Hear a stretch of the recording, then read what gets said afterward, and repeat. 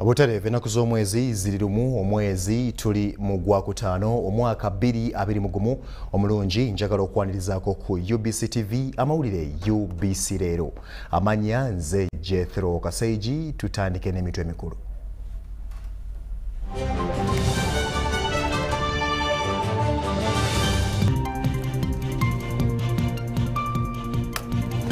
Olunaku lw'abakozi lukuziddwa. Uganda erina obusobozi obukozesa bannayuganda. Papa alagidde wabeewo okusaba okumala ennaku 3. Abasuubuzi baagala sako zaabwe zongerwemu ensimbi. Omusumba Anthony Ziwa asabye okukomya okutulugunya bannamawulire.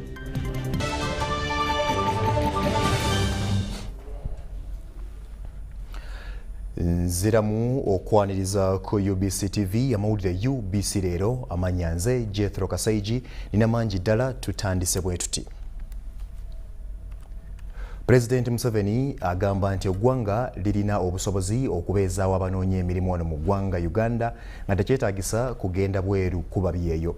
Museveni agamba kino okutuukirizibwa eggwanga lirina okwenyigira ennyo mu by'amakolero ssaako n'okuteekawo emiwaatwa egisobozesa amakolero okukola emirimu. Okwogera bino abadde mu State House Entebbe okukuza olunaku lw'abakozi. Uganda ekuziza olunaku lw'abakozi era ng'omukolo omukulu gubadde mu maka goba President Entebbe.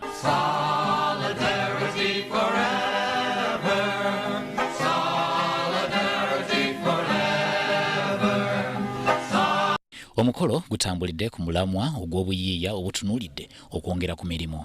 President Yoweri Kaguta Museveni yabadde omugenyi omukulu ku mukolo guno. Mu kwogera kwe, President agambye nti eggwanga lirina obusobozi okuteekawo emirimu singa ebyetaagisibwa biteekebwawo. Countries which externalize labor, I think, are countries which have missed something. And I have some proof.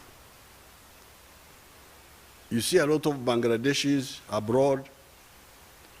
You see Filipinos. Have you ever seen many South Koreans? The only South Korean I saw abroad was Ban Ki-moon. South Korea is half the size of Uganda. But it has got a population of 60 million, I think, something like that. It still has got a bigger population than Uganda. But you don't see them roaming all over the world looking for jobs. President Museveni agamba nti ebbeeyi y'amasannyalaze eremesezza bannamakolero bangi era nga kino kisaana okukyusibwa. We have already done well with the electricity. If it was not for our corrupt and confused people who just go behind us and do cause distortions. Like, for instance, the ones who signed Bujagari. Without my knowledge, I was here. I've been here in this government all these years. I had given them guidance on the issue of what they were calling AES, American Energy something, a company, an American company. That please, you can develop a private power station, but don't go beyond 4.9 cents. We signed in the agreement. There was a young white boy called Wright, Mr. Wright. He was the one representing that company. They went behind me. I didn't know. And they signed Bujagari. Very expensive. This is the one now distorting our prices. Ekyomusaala omugereke, President Museveni asabye bonna bekikwatako okukikwata mpola. The problem of the cost of money, the cost of transport, and the cost of electricity. We can now confront our people with confidence. So now that you have got lower this and lower that, you can put up the salaries without too much risk. But just talking like that, the electricity costs are still high, transport costs are still high, the cost of money is still high. Then you say, oh, please. President Museveni era agambye nti obukwakkulizo bwateekerwawo okwetangira ekirwadde kya COVID-19 bwakusigala mu nkola. Let us maintain the status quo. Embeera gye tubaddeemu until we have immunized a minimum, they are talking of a minimum number of They were talking of 5 million full immunization. I don't know whether it is exactly that, whatever the number is. The people above 50 and the ones who have got diabetes, who have got blood pressure, who have got other, I think there may be like 7 million. And we are getting the vaccine from India. Now they are stuck. They don't have any vaccine, but we are going to get vaccine from the Johnson one. Mukolo gwe gumu President Museveni era atadde omukono ku kiwandiiko ekiyimiriza okukozesa abaana abatannatuuka. Ndi Sam Senono, UBC TV. Ate olukiiko olutaba abeepiskoopi mu Ecclesia nga luyita mu ssentebe waakyo Reverend Bishop Anthony Ziwa luvumiridde obulumbaganyo obukolebwa ku bannamawulire nga bakola emirimu gyabwe kye bagamba nti kizza emabega omulimu guno. Omusumba Anthony Ziwa ayagala yenna eyeenyigira mu bikolwa eby'okutulugunya bannamawulire asimbibwe mu mbuga z'amateeka abitebye. Olunaku olwaleero lumanyiddwa ennyo okubeera olunaku olw'abakozi era nga lukuzibwa buli mwaka wabula ne mu nzikiriza ya Katoliki omwaka guno lujjukirwa ng'olunaku olw'omutuukirivu Yozefu eyali omukozi ennyo. Ye yalangirira nti lumu maayi luleme kukoma ku kiri kyokka eky'abakozi okukola, naye yagamba nti lubeere olunaku olwa Yozefu omukozi w'emirimu. Bwetyo nno abooluganda okuva mu 1955 tukuza olunaku luno olwa lumu maayi ng'Abakristu okwebaza Katonda eyatonda ensi n'agitukwasa, tugirabirire tugikulaakulanye. Ng'asinziira ku Lukiiko Ekinda Mityana mu kutuuza bafaaza wamu n'abadyankoni, omusumba w'essaza lino Bishop Anthony Ziwa ategeezezza nti okukakkalabya emirimu awatali Katonda kubanga kumala budde. Lwange ensanyuka nnyo okusanga abakozi mu kutandika omulimu gwabwe ku makya ne basoosa essaala. Nkirabyeko mu malwaliro agamu nga tebannaba kukola ku mulwadde yenna, abo abaliwo naasi oba omukozi omulala yenna n'akulembera abalwadde abaliwo mu ssaala.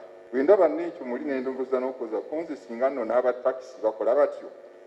Omukolo guno gwali gwakubaawo omwaka oguwedde wabula ekimbe ekya COVID-19 bwe kyazingako ensi yonna. Omukolo guno kwe kwongezebwayo okutuusa olwaleero. Bo bafaaza wamu n'abadyankoni 10 abatuuziddwa olwaleero basabiddwa okuweereza Katonda n'amaanyi, obwagazi so n'okuteekubagiza. Naye tuweeyo obulamu bwaffe okuweereza abantu Katonda batukwasizza. Tubaweereze tutya? Omuweereza omulungi, omusumba omulungi aba muwulize eri Mukama we. Tubeere bawulize eri Katonda. Tubeere beesigwa eri Katonda. Kitwetaagisa okubeera nti tulina okwagala omulimu gwaffe.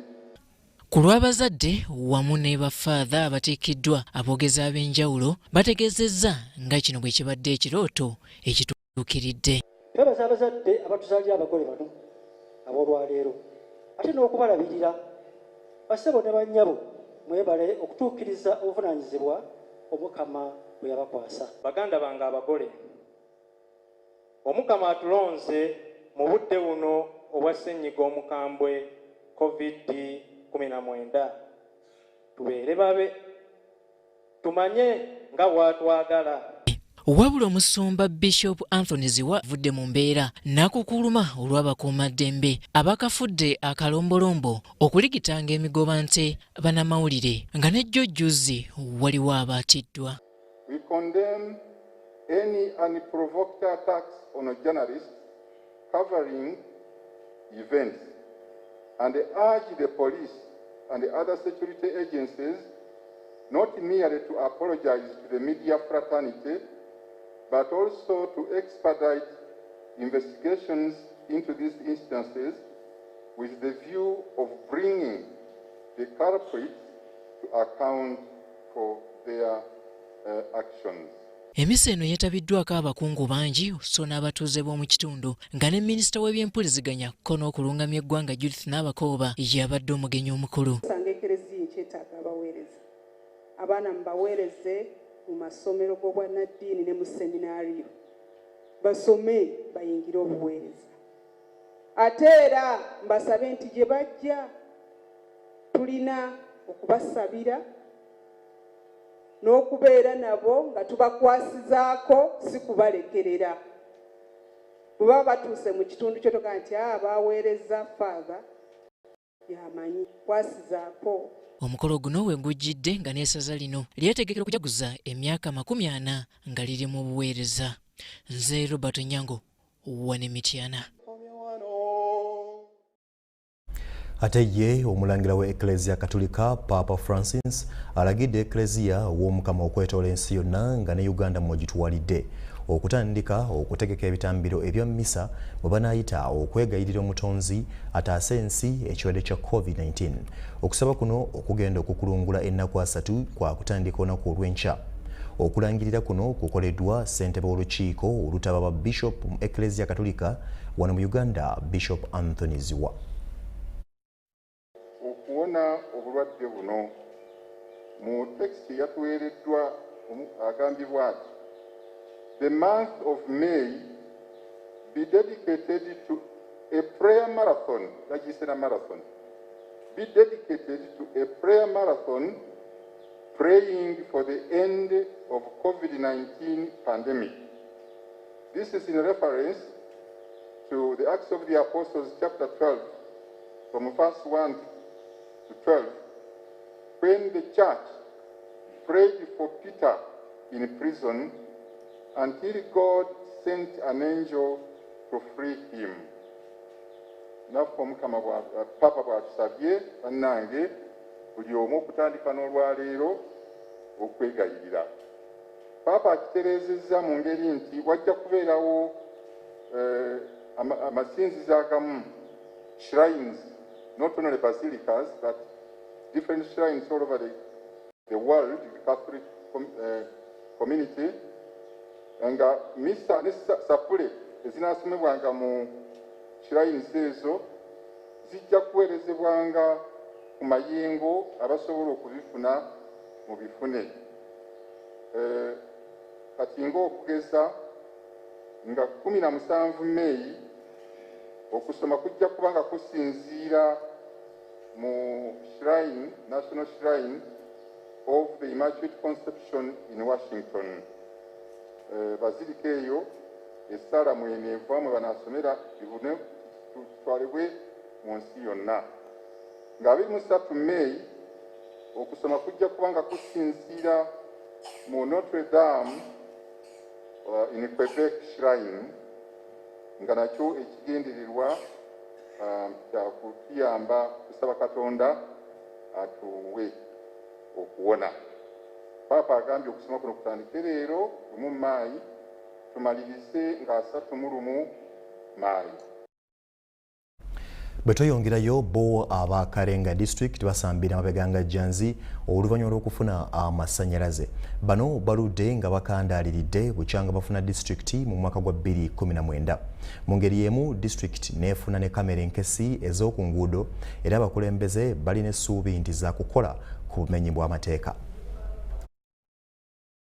Nga omu ku kaweefube w'okulwanyisa obumenyi bw'amateeka mu ggwanga, gavumenti yatandika enkola y'okubunyisa kamera enkesi ezimanyiddwa nga CCTV mu bitundu eby'enjawulo. Disitulikiti y'e Karenga esangibwa ku nsalo za Sudan ne Kenya mu bitundu by'e Karamoja nayo kyaddaaki efunye kamera zino. Abatuuze basanyufu bya nsusso era basimye gavumenti era basuubira nti za kubatasa ku bamenyi b'amateeka naddala ekibbanto ekikudde ejjembe mu kitundu kino. Already they cannot help. So we have, if they can capture our sheep, we sell our goats, our chickens, and our pigs. The ways we are securing the future is to secure people's security, peace and stability. And that's one reason why we have also tried to digitalize the country. kamera we zituukidde nga disitulikiti kyejjeefune n'amasannyalaze era bano bagamba amasannyalaze gano ga kubangwiza mu nkola y'emirimu wabula abamu ku batuuze beeraliikirivu olw'ebisale ku masannyalaze kyokka ssentebe wa disitulikiti Felix Lochali Mark abagumizza nga mu kusooka gavumenti bwegabwadde ku bwereere. Connecting power is free. Connection is free.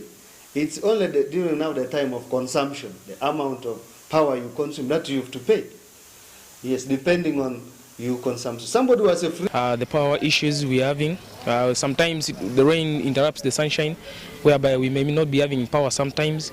Omubaka wa President mu disitulikiti eno Hashaka Mpimbaza ategeezezza nga kamera zino bwe zigenda okunyweza ebyokwerinda wakati wa Sudan ne Kenya naddala bwe kituuka ku badde beenyigira mu kukusa ebyamaguzi ku nsalo. Actually discovered a part between Uganda and Sudan, the new Kush, which seems to be a no man's land.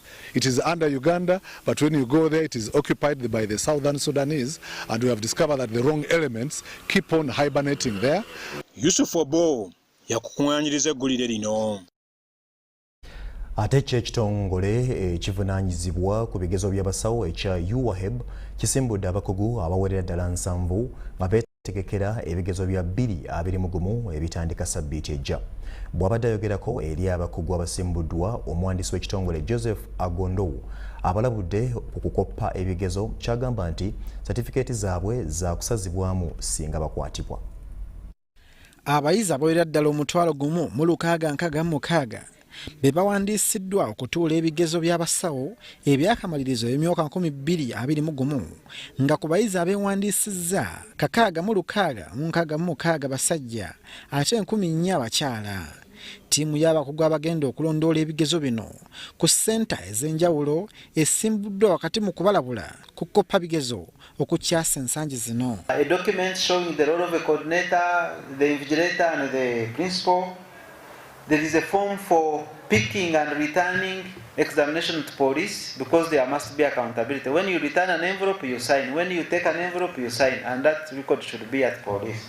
Olukiiko olukulu oluddukanya Uganda Lead Examinations Board luwandiisizza abakugu abalala okuddukanya ebigezo bino wadde nga baali baawummula. But as they exit from the payroll, it does not mean that they can no longer perform. They have just made 60. Just an age, a number, but professionally they are still very useful, and that's why we are utilizing them. Abagenda okulondoola ebigezo bino abasiibuddwa basabiddwa okwogerako eri abayizi ku mateeka amapya okukendeeza ku muze gw'okukoppa ebigezo. So it is a big punishment to cancel somebody's exams, and for us as Ministry of Education, that's why we totally discourage that practice.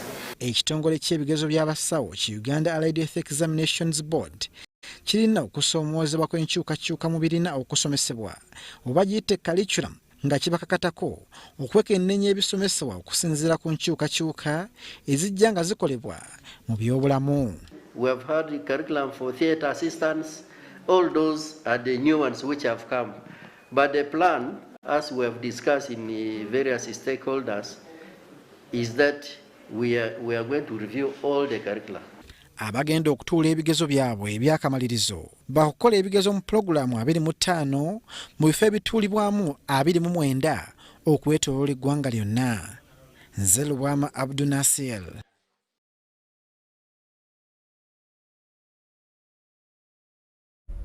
Webalye munaffe Lubwama Abdul Nasir. UBC leero ekyagenda mu maaso kusaba onzikirize mmale okukola ku nsimbi ez'abakama bange enkomawo tovaawo.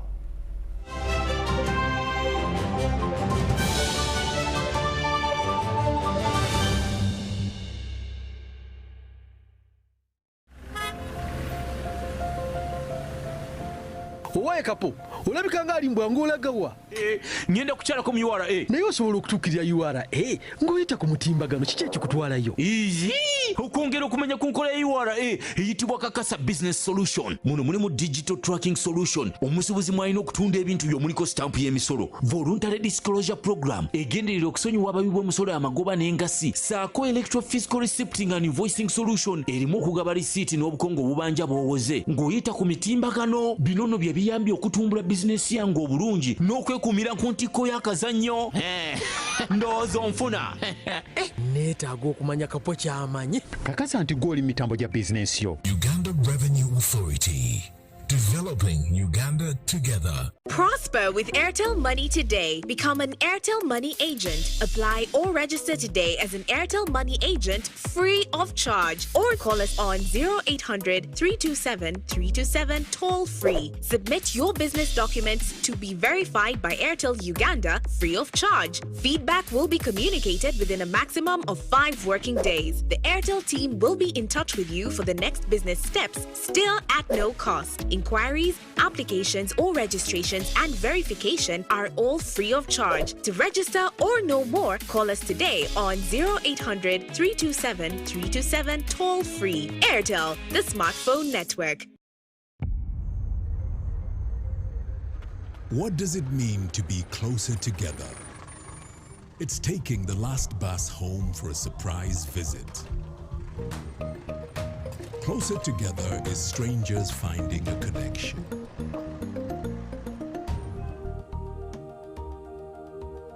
It's bringing home something much more than a box. It's the warmth of home, or the beginning of something new. There's magic in sharing the things that we love, because it's those things that bring us close together.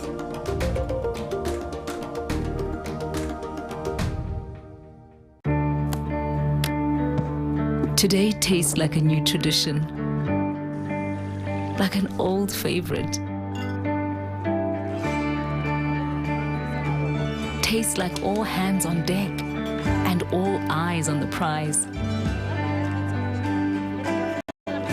Today tastes like a piece of the action, and it never tasted this good.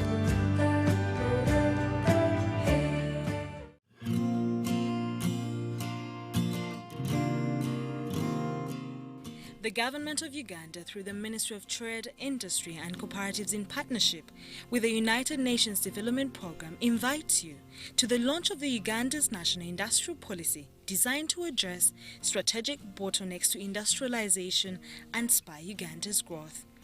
The National Industrial Policy will be launched on Tuesday, 4th May 2021 at Serena Hotel in Kampala starting at 8:30 a.m. The launch will be presided over by the Right Honourable Dr. Hakana Rugunda, Prime Minister of the Republic of Uganda. This launch will be telecast live on UBC TV and NBS TV. Attendance is by invitation only. Visit us at www.mtech.go.ug or www.ug.undp.org. You can stream live at mtech_Uganda or at UNDP Uganda.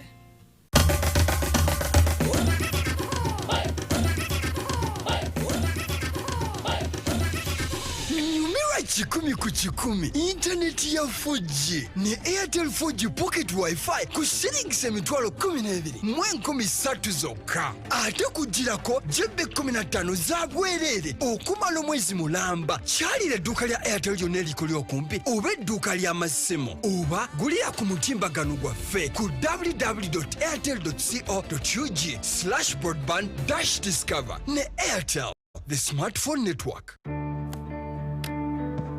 Today tastes like a new tradition, like an old favorite.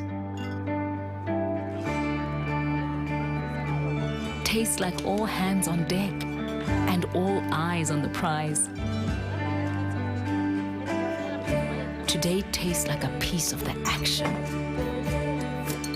and it never tasted this good.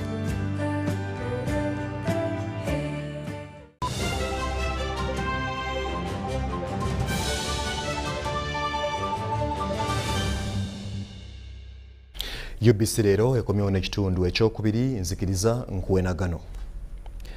Aba Kampala Akeda's Savings and Credit Society Limited basabye President Museveni okuteeka ensimbi mu nsako yaabwe oluvannyuma lw'okufiirizibwa olw'omuggalo ogwaliwo. Akolanga coordinator mu Mpaji Sulaiman agamba basobodde okufunayo ku nsimbi entono okuwola abasuubuzi abasinze okukosebwa. Ekirwadde kya COVID-19 kyazingamya entambula y'emirimu mu ggwanga Uganda awataali kutaliza nga n'abasuubuzi abakolera mu Arcade teyabaleka kyekimu. Akolanga coordinator wa Kampala Arcade Savings and Credit Society Limited Mpaji Sulaiman agamba bazze n'enkola empya mu bagenda okuyita okuyamba abasuubuzi abaakosebwa.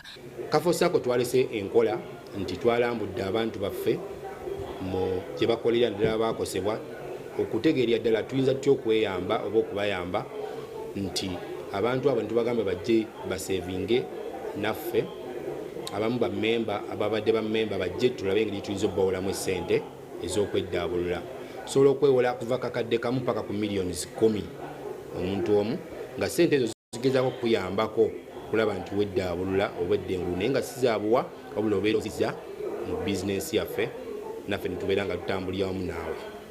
Sulaiman agamba obukadde obusoba mu 8 bwe bufiiriddwa mu kaseera k'omuggalo ogwaliwo nga naguno gwako emirimu gitambula kasoobo.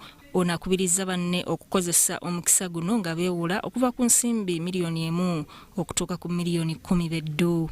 Twagenza okubaliriramu tuli wakati wa miliyoni 6 n'olunaana mu bbanga lya myezi 6 kubanga kati twali kyafiirwa nga tetukola magoba wabula tuli mu recovery tweddaabulula okutuusa twayiiza netugamba tuyinza okumala ebbanga ddene mu recovery nga tugezaako okukola ki okudda engulu tufuneyo fandi endala mu ngeri yonna tulabe nga tukola ki tugyongeramu n'obuyambi obulala bwebunaatusangira naye nga tuli mu operation tukola bulungi era twafunyeyo funds naffe fenyini netwongera okugula emigabo bammemba tubakubiriza tulabe nga tufuna essente zetusobola okwewola naye nga twafiirwa ssente ezo olw'okubeera nti twali waka nga tokola bw'oba tokola tofuna magoba. Sulaiman asabye gavumenti okwongera ku nsimbi zeteeka mu ssaako z'abasuubuzi kubanga ssaako y'abakaafu erinamu abasuubuzi abasoba mu 3,000. Abasuubuzi ba wansi tebasobola kwakiseesinga ssente ezo ate twalaba nga abana abagagga ate be bagendayo ate ne bajjayo ssente so nga ssente zandibadde ziyamba muntu wa wansi ne beddaabulula ate abagagga baatujjangako renti ku luli ate be bagenda ne bajjayo ssente ne baziwa abanene n'olwekyo tusaba gavumenti eteekewo enkola ennambulukufu esitula abasuubuzi bano wabula baleme kulowooza kubajjamu bujja misolo naye nga tebabayamba. Sulaiman yategezezza nga bwe balekerawo okujja amagoba ku baali beewola ng'omuggalo tegunatuuka wabula baakusasula ensimbi ezo nga bizinesi zaabwe zitandise okukola obulungi. Ssaako ya Kampala Arcade Savings and Credit Society Limited yatandikibwa mu mwaka gwa 2017 era President Museveni yagiteekamu obukadde 10 beekulaakulanye. Nze Sudat Kaye mu Kampala.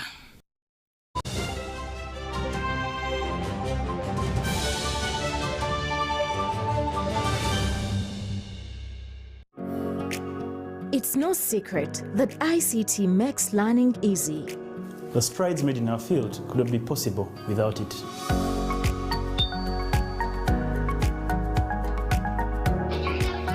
And now we can watch our favorite shows. My radio is my best friend. UCC provides an enabling regulatory environment and policy guidance for healthy competition.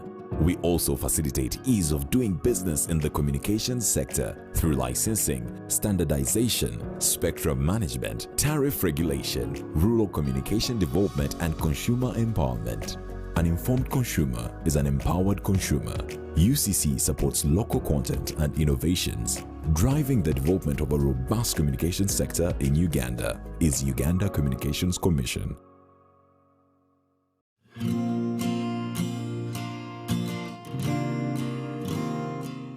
The Government of Uganda, through the Ministry of Trade, Industry and Cooperatives in partnership with the United Nations Development Programme, invites you to the launch of the Uganda's National Industrial Policy designed to address strategic bottlenecks to industrialization and spur Uganda's growth. The National Industrial Policy will be launched on Tuesday, 4th May 2021 at Serena Hotel in Kampala starting at 8:30 a.m. The launch will be presided over by the Right Honourable Dr. Hakana Rugunda, Prime Minister of the Republic of Uganda. This launch will be telecast live on UBC TV and NBS TV. Attendance is by invitation only. Visit us at www.mtech.go.ug or www.ug.undp.org. You can stream live at mtech_Uganda or at UNDP Uganda.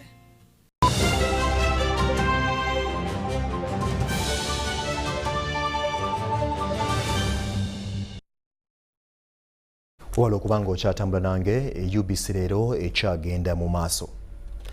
Namungi w'omuntu yeeyiye ku kyalo Namabeya Gomba okwerekera munnamawulire w'ekitongole kya UBC eyakubwa amasasi agamujja mu bulamu bw'ensi eno ku Lwokuna lwa Ssabbiiti eno.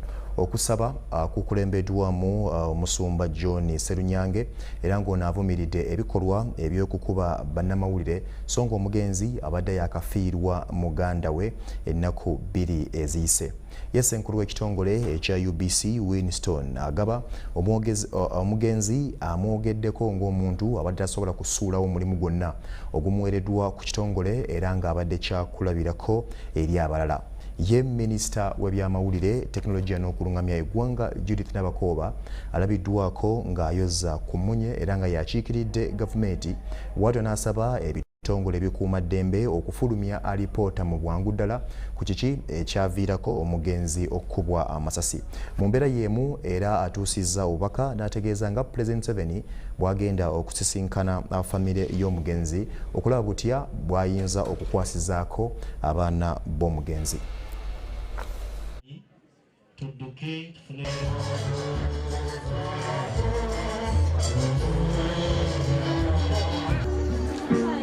Abazadde baabo bagenda okuteeka ekimuli obankwasiza ekimuli aganseko bagenda okuteeka ekimuli obankwasiza ekimuli aganseko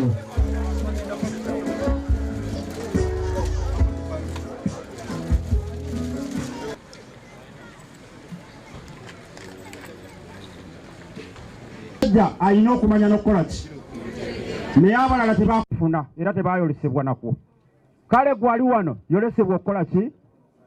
Ebyo byonna binaabeerangawo. Njagala okumaliriza mubuulizi essula 9 lunyiriri lwa 10 agamba ti omukono gwose gukwatangako okukola okikoleranga ddala n'amaanyi go gonna. Onaŋŋamba tuyambe tulabe nga UBC yonna tuligestaringa tube nga kalulu kano tukawuuta buva nwanyise bana bagala okutwala ettaka eryo era yakikola. Kagolo si mmwe mwekka mufiiriddwa naye naffe tufiiriddwa.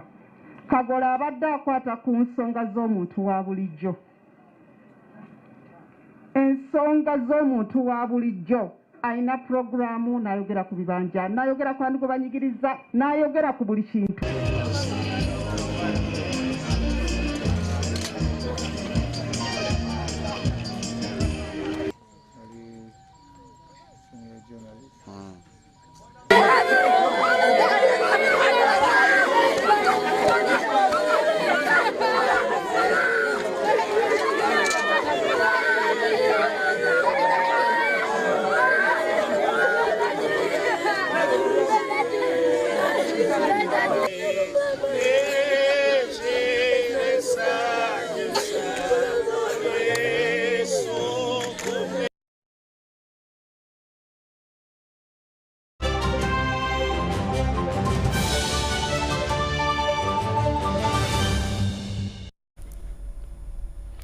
Omwoyo gw'omugenzi omukama agulamuze kisa. Amawulire UBC leero ku UBC TV bwegatambudde nkusaba onzikirize nkusiibulire wano byetafunye bijja kujja mawulire ag'Olungereza gajja kubaawo ate ne ku ssaawa 3 ku Star TV emmunyenye y'eggwanga. Nze Jethro Kasaigi tuddingane olunaku olw'enkya.